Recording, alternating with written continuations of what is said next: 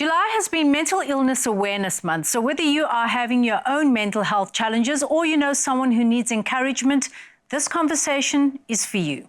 We have invited registered counsellor Sadia Southgate to share her insights. Welcome back, Sadia. Thank you for having me. It's always a pleasure having you here. I want to ask you, particularly in terms of a South African context, why is this month so important? Yeah, in South Africa, we face a lot of challenges, not just socioeconomically, but there's poverty, there is race, there's age, there is the geographical location where loads of South Africans are. But when we look at, mental illness or even just mental health in general, it is the trauma that South Africans face based on unemployment, based on poverty, and all of these things contribute greatly to the way it affects our mental health and our overall even just mental illness, because when we look at mental illness specifically, it is something that needs to be clinically diagnosed. It's not just a mental health issue that affects, our day-to-day lives, but this is a condition that a lot of South Africans even go through. But it's important in our South African context because, oftentimes mental health and mental illness is seen as a stigma. Yeah. So mental illness is actually there to celebrate the recovery as well of certain individuals and people that also need the support and to break that stigma once again of what mental illness specifically is, because South Africa is actually rated one of the highest countries that experiences the high rate of depression and anxiety. So I think for our country specifically, it's something very important to just break the stigma.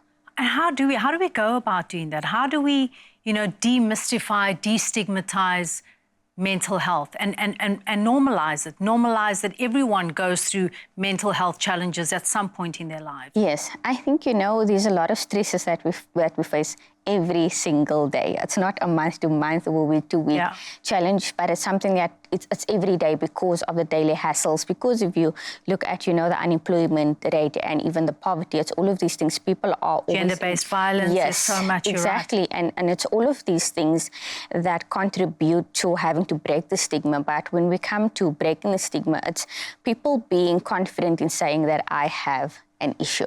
Yeah. So oftentimes, when it comes to that is people don't generally want to speak about it because they shy away from what is this one going to say, what is that one going to say. So it's acknowledging that I have a problem first and foremost for myself, because whatever I'm doing for me, it has a ripple effect on my family, on my community, on my colleagues and my friends as well. So it's breaking the stigma and saying that I have a problem, but also platforms like this, which I am very grateful for, because a lot of the times people suffer in silence. Yes. And because they suffer in silence, it makes it very difficult for them to be comfortable and come out and say that I have a problem. So once people say I have a problem, it makes everybody aware of the issue. And that way they are breaking their silence. And by them breaking their silence, they have a voice. And not only are they speaking for themselves, they're actually speaking for everybody else. Absolutely. How do we start with that in our very immediate environment? So, for example, in the home space, as a parent, how do you start speaking to your children or to your partner about mental health challenges,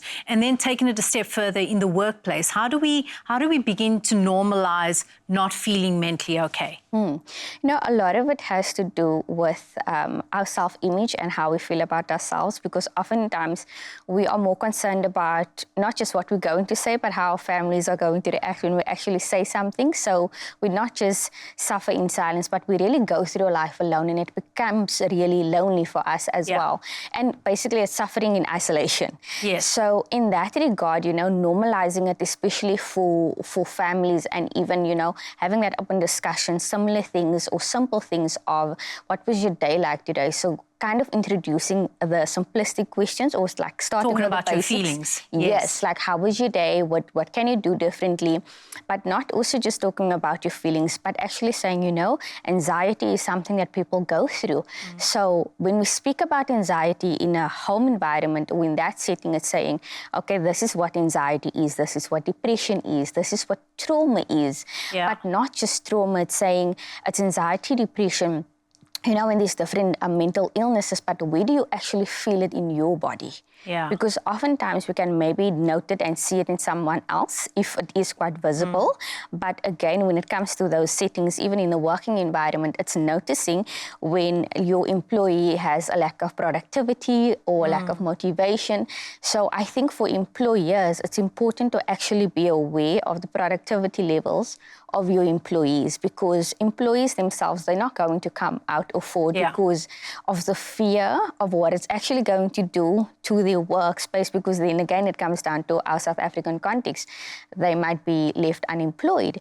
But I've actually seen over the past few years, there's a lot of companies that has the employee wellness programs, which I would say in our South African context it's actually been more on the rise. Yeah. But again, as you were saying, you know, when do we actually, or where do we start in saying, I have a problem? Yeah. But sometimes people see a problem as a negative or a bad thing. Yeah. It's not a bad thing. It's saying, I'm willing enough to take the step to get the help, not for me, but for everybody else, because mental illness, if it's not dealt with, it worsens everything else. Yeah.